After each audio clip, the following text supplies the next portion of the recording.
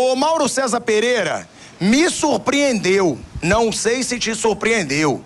Eu fiquei muito surpreso com o resultado de ontem em São Januário.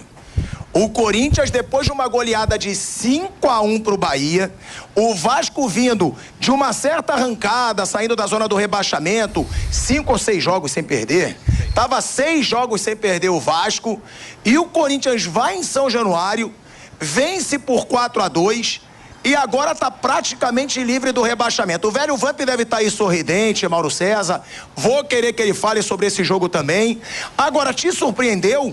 Até porque o Vasco, em São Januário, ele teria que fazer pontos nesse jogo, porque agora ele tem o Grêmio fora de casa e o Red Bull Bragantino em casa, mas o Red Bull brigando para estar na Libertadores.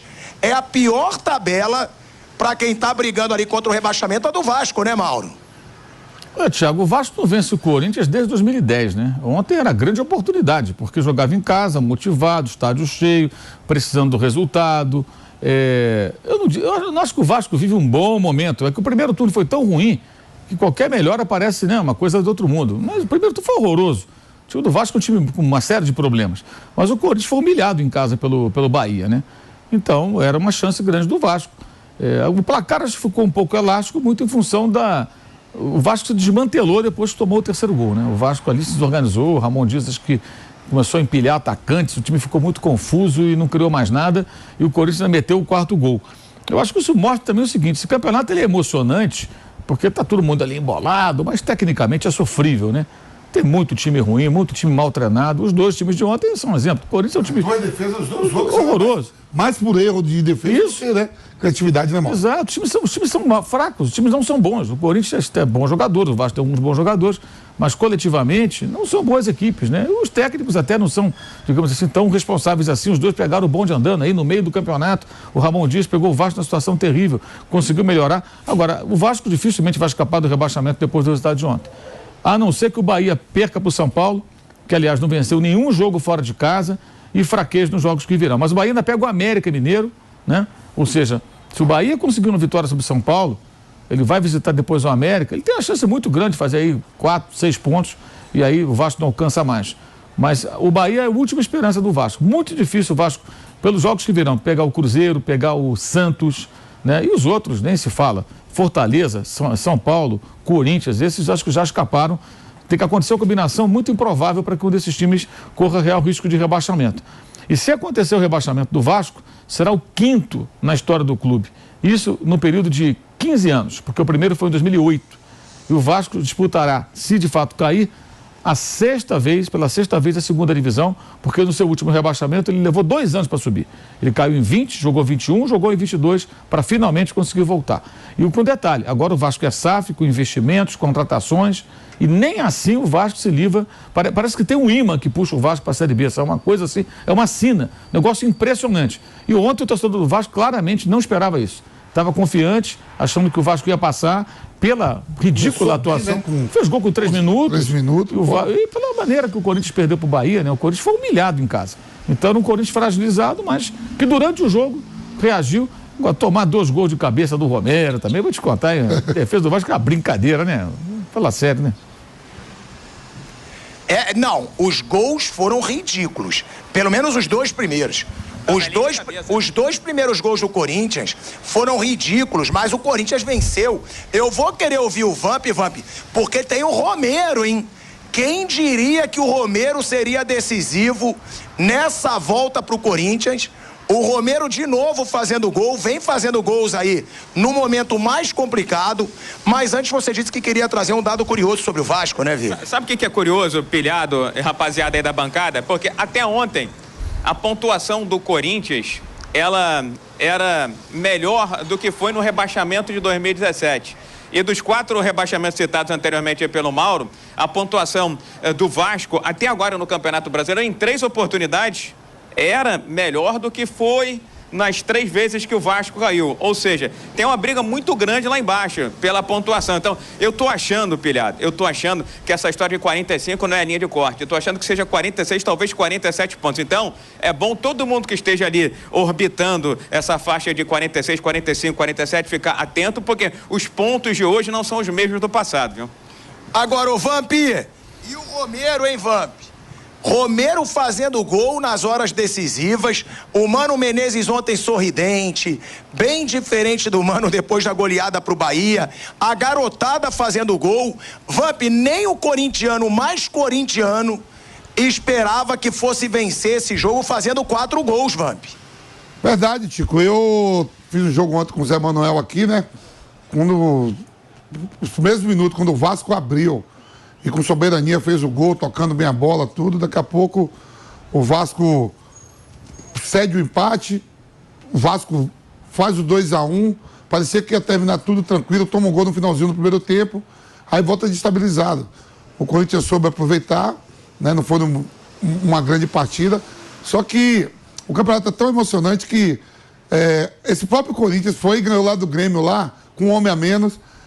Não sei, é impossível o Vasco. Se o Vasco chegar lá em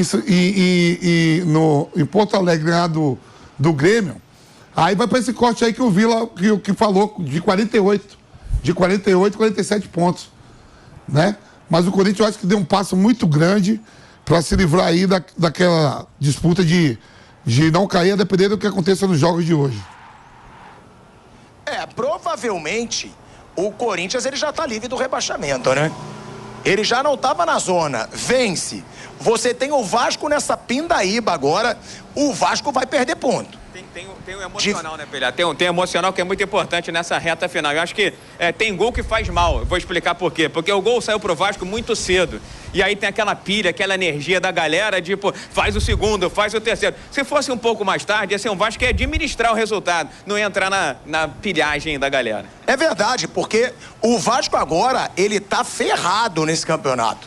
São 2 jogos dificílimos.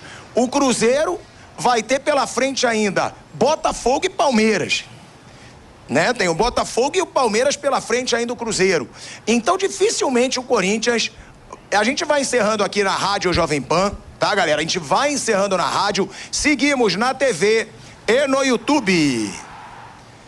Ó, a gente encerrou aqui agora na Rádio Jovem Pan, tamo na TV, tamo no YouTube, falando desse negócio da tabela, né? Comparando as tabelas.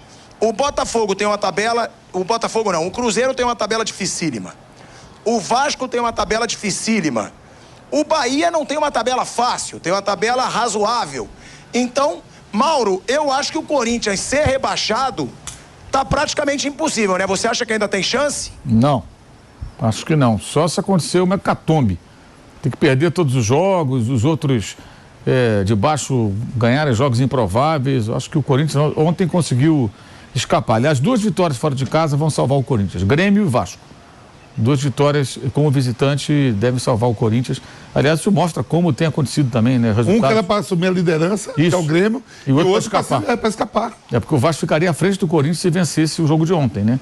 Eu acho que o Corinthians praticamente escapou. E o que eu falei, o Vasco tem que torcer muito pelo São Paulo agora, torcer muito contra o Bahia, que pode ser a salvação do Vasco. Se o Bahia não desgrudar, eles ficam ali embolados. Mas ainda assim, o Vasco vai jogar contra o Grêmio em Porto Alegre. O Grêmio precisa de resultado para conseguir a vaga na Libertadores.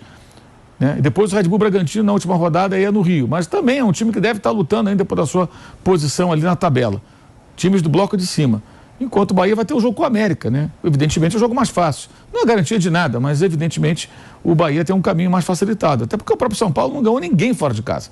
São Paulo não tem nenhuma vitória fora de casa, e o Bahia vai enfrentar o São Paulo em Salvador, ou seja, com toda a motivação, com o apoio da torcida. Imagina a empolgação do torcedor do Bahia depois do 5-1 no Corinthians.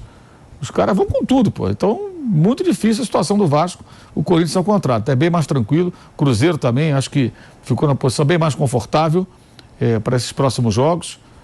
O Santos tem um encaminhamento, mas ainda precisa de resultado, mas deve pegar um Fluminense desfalcado. Isso pode ser positivo. Não são jogos também simples, né?